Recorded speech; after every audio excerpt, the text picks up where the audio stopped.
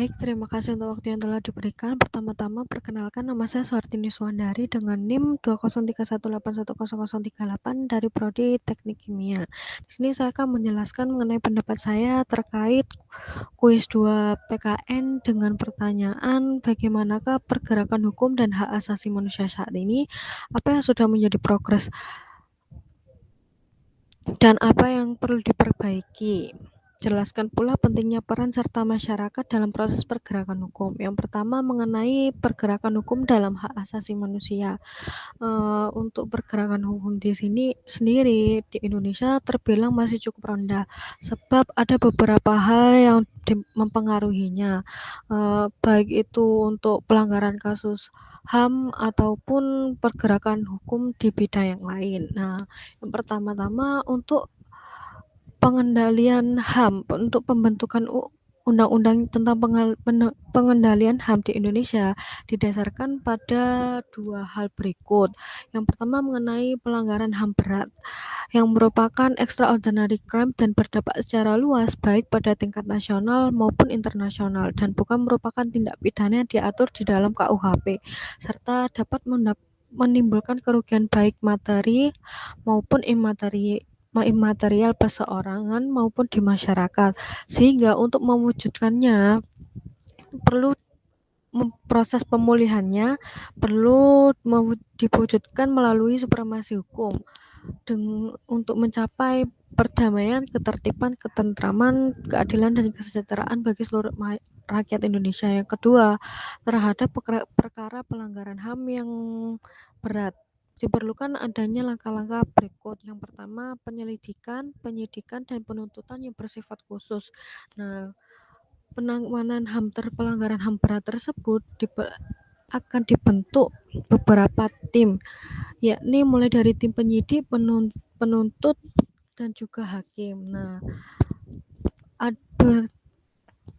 tim tersebut perlu diawasi atau perlu dibentuk oleh Komnas HAM itu sendiri yang memiliki kewenangan penuh terhadap pengendalian HAM, dan ada beberapa jenis pengendalian HAM yang HAM berat meliputi kejahatan genosida, kejahatan terhadap manusia. Nah, menurut pendapat saya mengenai pergerakan hukum di Indonesia untuk saat ini masih terbilang cukup rendah, sebab ada beberapa hal yang mempengaruhinya, baik dari kesadaran masyarakat itu sendiri ataupun dari kurangnya pengertian tentang hukum Pancasila di Indonesia.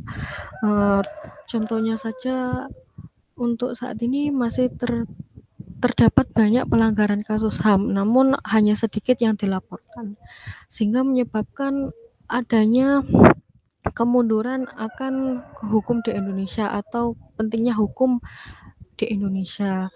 Nah, yang mendasari hal tersebut biasanya ada hak orang-orang tertentu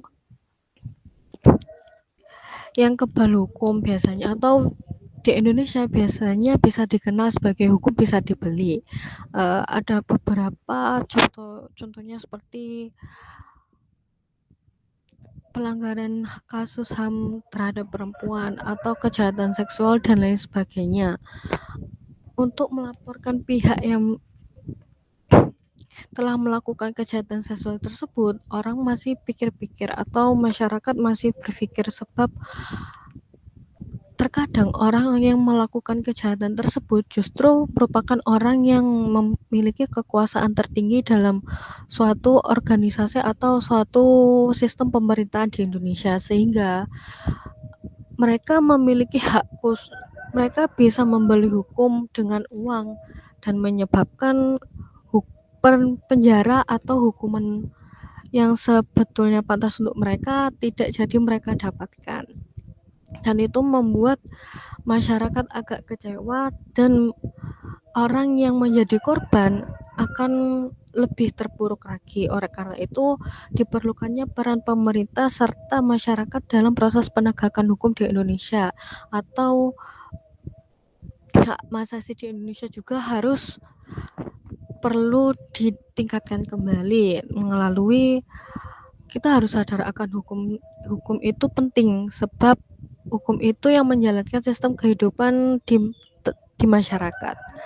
Nah, salah satunya dengan cara jika ada terjadi kesalahan hukum seperti melanggar peraturan atau terjadi kejahatan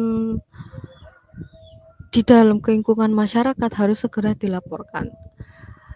Baik untuk masyarakat itu sendiri ataupun korban yang sedang mengalaminya.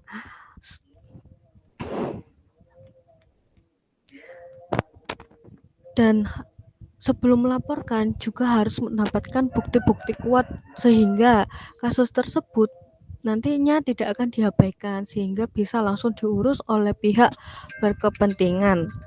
Dan dari pihak yang berwenang mengurus masalah tersebut seperti pihak kepolisian, pihak pengadilan dan lain sebagainya juga harus dapat dipercaya sehingga proses penjalanan hukum tersebut akan berjalan dengan baik. Menurut saya seperti itu. Apabila ada kesalahan, mohon maaf. Wassalamualaikum warahmatullahi wabarakatuh.